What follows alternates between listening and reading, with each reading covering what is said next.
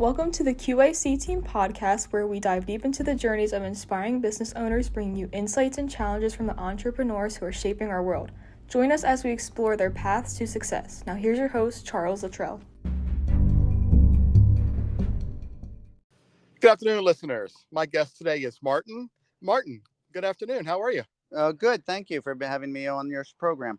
Oh, appreciate it. Thanks for taking the time out of your busy day to come on the Q.A.C. Team podcast. So let's go ahead and get started and tell our audience who you are and what you do. Well, my name is Martin Grams. I am the CEO/owner of a nonprofit coffee shop in Aberdeen, Maryland that helps benefit disabled veterans and returns some of the funds back to the community. We always like to say support community, not Wall Street.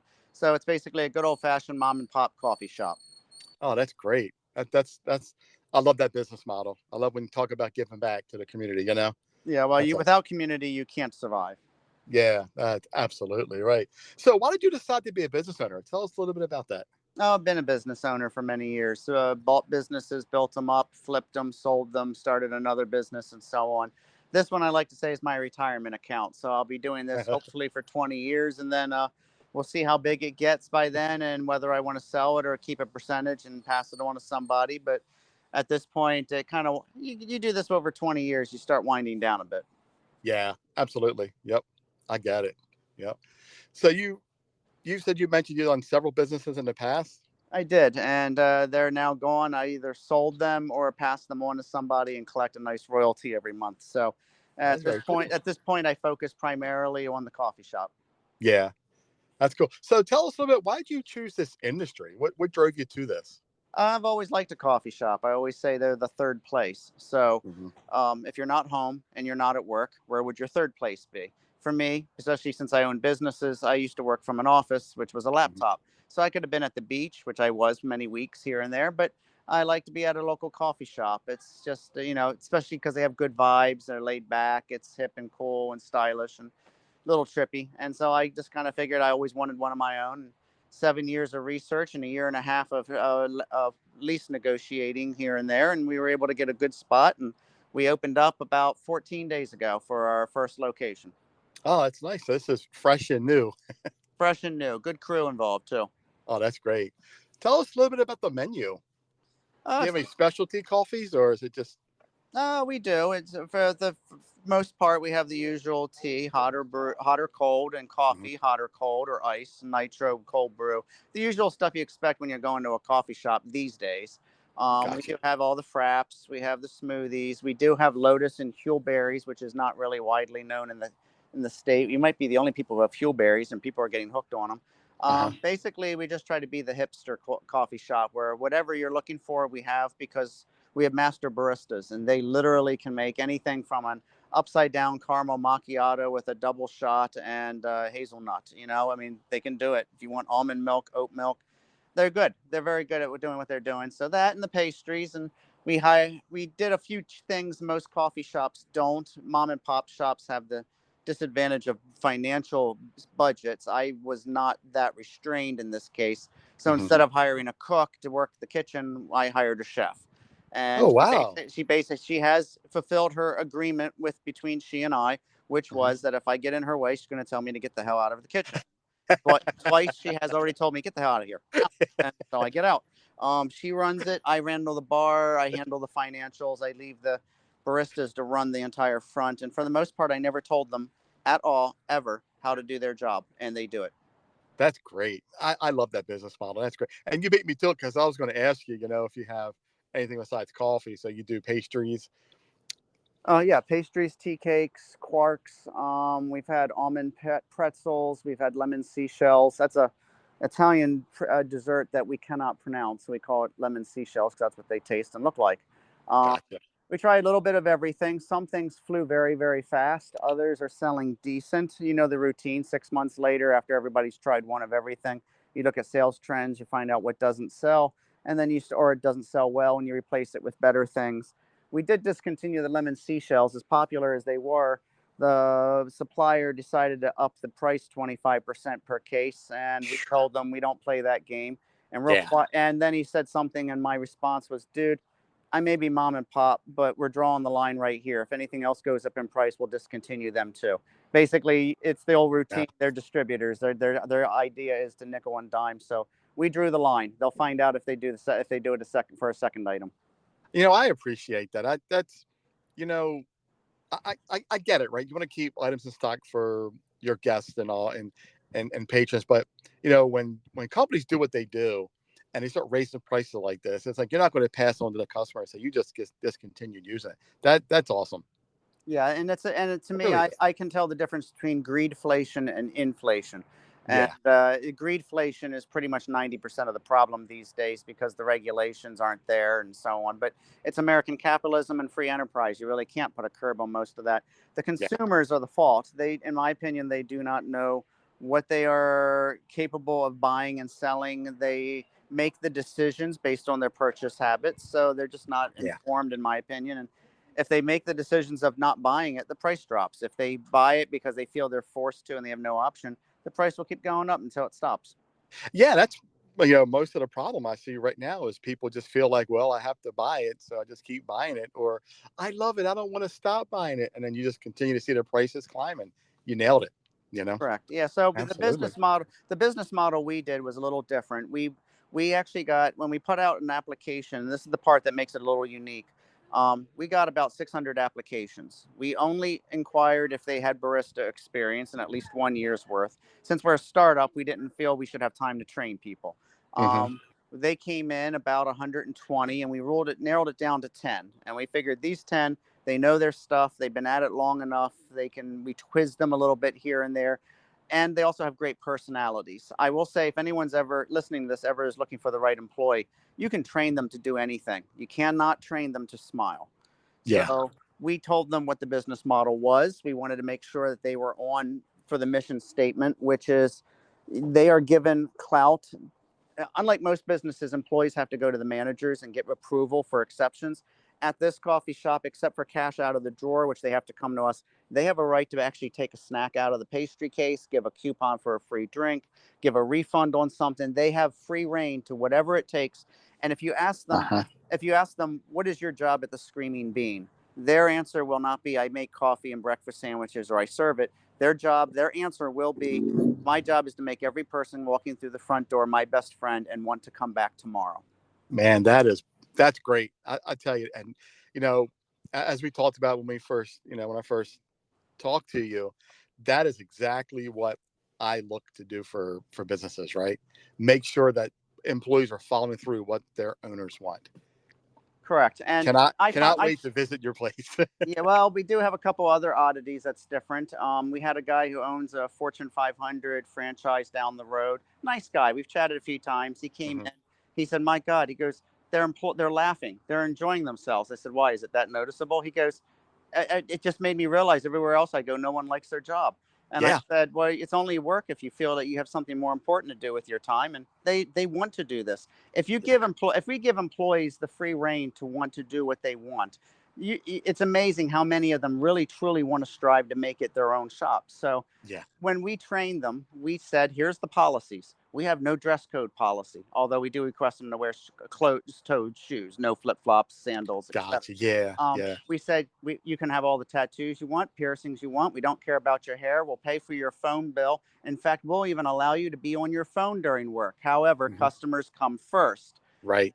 And more importantly, they are paid the same amount. My manager and myself, the owner, is given a flat fee right across the board. And if we hit our marks, everyone gets a raise straight across the board. Um, and more importantly, they are coworkers. I never refer to them as employees, so I made a mistake here in the interview. They're coworkers, which means they don't work for me. I go in and I work with them. So Brilliant. when we did training, I told them it would be 90 minutes. The first 30 minutes was paperwork for all the requirements. The next hour, we talked about what customer service is. So one of them said, I hate going into McDonald's. There's nobody to serve you. It's a big flat screen. You push a button, they call out a number, and that's it. And I said, yeah, we don't do that. And everybody talked about what they did and didn't like, and we agreed what customer service is. Greet Yeah. them at the door, thank them by name. The sweetest sound of the human ear is the sound of their own name. Make them your best friend, and so on. And then the last hour of training, I literally said, there, I bought you a $9,000 super automatic espresso unit. Go to town. It's all yours. And they Wow. literally went to town. They were all talking about how many shots, which size cups. They make sure everything's across the board. And the best part is they came over to me an hour later with a piece of paper. They looked a little embarrassed, like they were going to ask me something they weren't supposed to. And they said, we need these syrups and we need these little bits of equipment and we can knock it dead in here. And I said, deal. And I went and got Deal. it. 2 days later, we opened with a soft opening. No training. They didn't even know how to. I assume they knew how everything works. Right now, I am not in my own shop because I had to take my wife to the outpatient surgery. I'm looking on the camera. I see 7 of them running a job that has a line to the door. And as soon as I look at it, as fast as they're coming in the door and going out the door, the line is still moving. Wow. We That is have that many. amazing. We have that many people. They are not slow. It's just that many people. They are cranking through them as fast as they can, laughing, giving high fives. And so, in my opinion, this business model works. I will say, Yeah. with one footnote, you got to hire the right people. Yes. I agree. Yep. Absolutely. Sounds like you got a great business model. So now my next question is going to be, sounds like you got a pretty good machine running here. What are some of the challenges that you faced creating this and getting this thing going? Actually, I would say a little fight from Fortune 500 companies in the neighborhood. That was not expected. Landlord issues. The landlord Yeah. doesn't like a few things, so they tried to, out of spite, say picnic tables weren't in the lease contract. You got to remove picnic tables. And then I tell them about, hey, I think you went to the same university I went to called the FU. So I was like, and I even said to him, I said, seriously, you know how many people are going to say, hey, you should have tables outside. Do you really want me to name you as the person who told me I can't have them? And then they stand there, look, 1000%. they look at me and I go, yeah, I'm glad we had this discussion. And I walk away and I'm like, no, you have to draw the line. Yeah. That is That crazy. that that would probably be the most challenging part is the unexpected, and it's expected to have unexpected, which is Yeah. oxymoron there. But that's the challenges we faced. Everything else was perfectly fine. We did everything we thought would be hip, cool. It's stylish. We're still tweaking and adding as we go along. Hmm. We've gotten containers for things that we didn't know we needed containers. But I will say, even the community, including the inspectors, they've been absolutely wonderful, and we could not have asked for better. Yeah, that's great. Sounds like it's already flying, and it's only been how many days now? Oh, they say it takes 2 years to turn a profit running any type of new startup business. We did that in 6 months, with 6 hours on the first Six day. hours on the first day. On the Amazing. first day, we were like, we gave ourselves big hugs and went, we're not going to lose money. We are going to do this. We're gonna And do it. they have had fun. And I'll tell you the funny thing, if someone's listening to this and says, wait, you let your employees have smartphones and you encourage it. Let me give you an example. One of them turned around and made a drink. We all sampled it and went, oh, because they're playing around with different drinks and Uh-huh. concoctions and names. And I said, what is this? She goes, it's a strawberry mocha with such and such. And I went, oh, okay. She took a picture, put it on Instagram, and the next day, for the first hour, 7 people opened up their phones, pulled up the picture on Instagram and said, I want this. Wow. They didn't even know what it was. They just want that. And I'm Right. sitting back thinking, yeah, because I let them have their phones. Yep. You nailed it, right? As long as they get the job done and they're putting the customer first and it's not getting in the way, there's no problem with it, right? It's all about how you run your employees or you run your coworkers, as you say, and make it work, you know? Correct. And Yeah. it is amazing because a friend of mine was in there and he at one point says, my God, look at that. She's on her phone. I says, who? And I look at it and I go, oh yeah, that's little Haley. I said, yeah, they're allowed to. He goes, they're allowed to. I said, yeah, but the moment someone walked, and it was a quiet moment, like that Hmm. last hour of the business. And I said, oh no, trust me. Someone comes to the door. You watch. Don't look at the who comes to the door. Listen and look at them. And all of a sudden, the door opened. You hear the ding ding. You saw all the phones go down immediately, and all of them, hi, welcome to the Screaming Bean. Morning. How you doing? Wow. That is amazing. It works. Man, my hat's off to you. I cannot wait to make a visit. It's great. Thank you. Oh, if I can make a pitch, I can tell you where it's at and the name of it in case anyone's driving on I-95. It's right off the exit. It's real easy to find. Yeah. So one last question, then we'll get to how to find you and contact you. What expectations for your business in the next year or two? What are you hoping to accomplish? I'm following the rule of Chick-fil-A. When they were going to massively expand, they were trying to figure out the ingredients for menus. It was a Hmm. matter of, well, where do we get the salads? Because we're going to be in another state. We got to get it from another supplier and so on and so forth. And they started debating until the CEO at the time pounded his fist on the table. Everyone got quiet. And he said, gentlemen, we need to become better before we become bigger. So they spent 2 more years perfecting the menu. So my rule of thumb is we're going to do this for 2 years, perfect the menu, find out what sells the best, what becomes our signature. I will say the cinnamon buns, we cannot keep enough. We had two boxes from the bakery. They were gone in a day. For 4 days, people hounded us. Hey, do you have more cinnamon buns? Are they come in yet? We get 6 cases. We couldn't even keep them in 2 days. So now we're ordering 20 cases and throwing them in the freezer like they all come from the freezer anyway. So we're all sitting there like, my goodness. And so we Wow. figured out that one stays. A couple of the other things, we'll see how they go as they progress. But some things we're already ready. So the game plan is we're supposed to spend 2 years perfecting and becoming known for what we sell, what we have. That's dynamite. Mm-hmm. They always say with the menu, keep it small, keep it simple, keep it stupid. And once we get it perfected, by then we figure we'll have enough surplus in hand that we can turn around and do a second location. And already they're talking about a food truck because the second location can be anywhere. And one of them even said, "Hey, if we're off the side of the road, it's like a drive-through. Technically, we could be somewhere till 12 noon on 5 days, 6, 7 days a week, and in the evenings we could be in another location as a food truck." And I'm Yeah. boy, these kids are smart. They're catching on quicker than I am. Yep. That So is impressive. we'll I'm see where we impressed. go. Yeah, I'm impressed. I love it, man. I'm this interview has me hyped. The energy is just it's awesome. Well, we are doped up on caffeine. That is great. Wow. So go ahead and tell our listeners now, how can we find you? How do we reach out to you?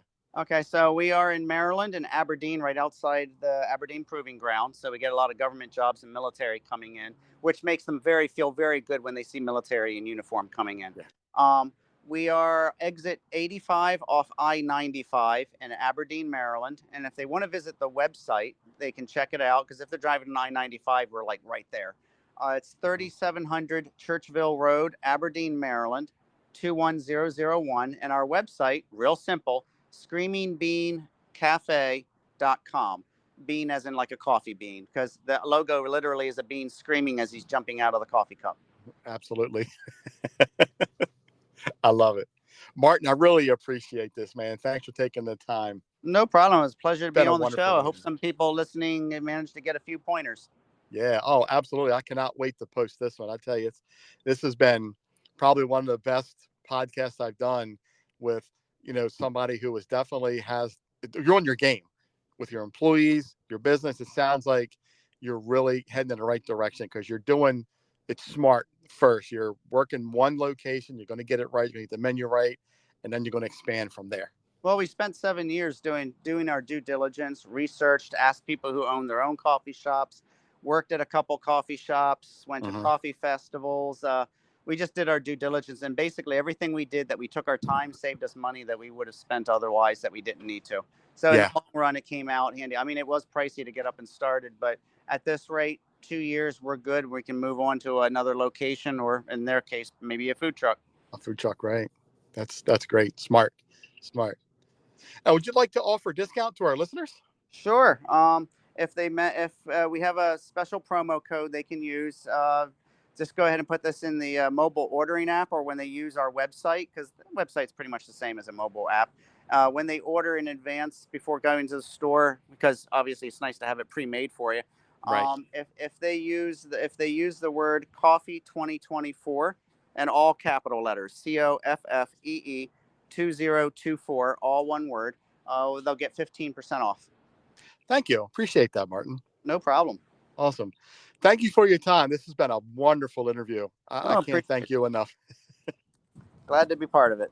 Absolutely. Thank you. And I will make a visit soon, and hopefully I can catch you there and meet with you. Oh, hopefully we will. Awesome. Thanks again, Martin. Have a great rest of your day. You too. Thanks. Take care of your wife. I will.